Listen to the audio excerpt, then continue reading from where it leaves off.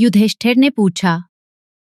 केशव, कृपया ये बताइए कि भाद्रपद मास के शुक्ल पक्ष में जो एकादशी होती है, उसका क्या नाम है? उसके देवता कौन है और कैसी विधि है? भगवान श्री कृष्ण बोले, राजन, इस विषय में मैं तुम्हें आश्चर्यजनक कथा सुनाता हूँ, जिसे ब्रह्मा जी ने महात्मा नारद से कहा था। नारद जी ने पूछा, चतुर्मुख, आपको नमस्कार है। मैं भगवान विष्णु की आराधना के लिए आपके मुख से यह सुनना चाहता हूँ कि भाद्रपद मास के शुक्ल पक्ष में कौन सी एकादशी होती है? ब्रह्मा जी ने कहा, मुनिश्रेष्ठ, तुमने बहुत उत्तम बात पूछी है। क्यों न हो, वैष्णव जो ठहरे। भादो के शुक्ल पक्ष की एकादशी पद्मा के नाम से विख्यात है। उस दिन भगवान ऋषिकेश की पूजा होती है। यह उत्तम व्रत अवश्य करने योग्य है। सूर्य वंश में मांधाता नामक एक चक्रवर्ती, सत्य प्रतिज्ञ और प्रतापी राजर्षि हुए। वे धर्म पूर्वक प्रजा का पालन करते थे। उनके राज्य में अकाल नहीं पड़ता था, व्याधियां नहीं होती थीं, प्रजा निर्भय और सुखी थी। एक समय राजा के राज्य में 3 वर्षों तक वर्षा नहीं हुई।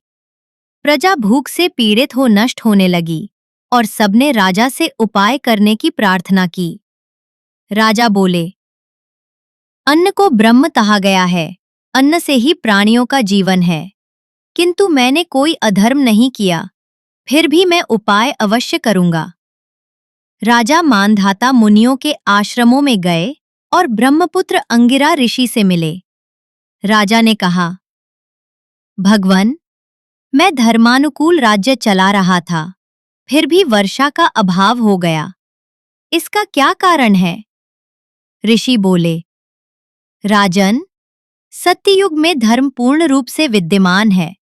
इस समय केवल ब्राह्मण ही तपस्वी होते हैं, किंतु तुम्हारे राज्य में एक शूद्र तपस्या कर रहा है, उसी कारण वर्षा नहीं हो रही है। राजा ने कहा, वह तपस्या में है और निरपराध है, उसका अनिष्ट मैं नहीं करूंगा।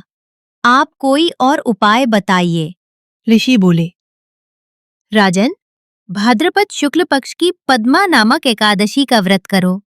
इस व्रत के प्रभाव से निश्चित ही वर्षा होगी। राजा ने समस्त प्रजा के साथ व्रत किया। व्रत के प्रभाव से वर्षा हुई, धरती हरी भरी हो गई और सब लोग सुखी हो गए। भगवान श्री कृष्ण बोले, राजन, इस कारण इस उत्तम व्रत का अनुष्ठान अवश्य करना चाहिए।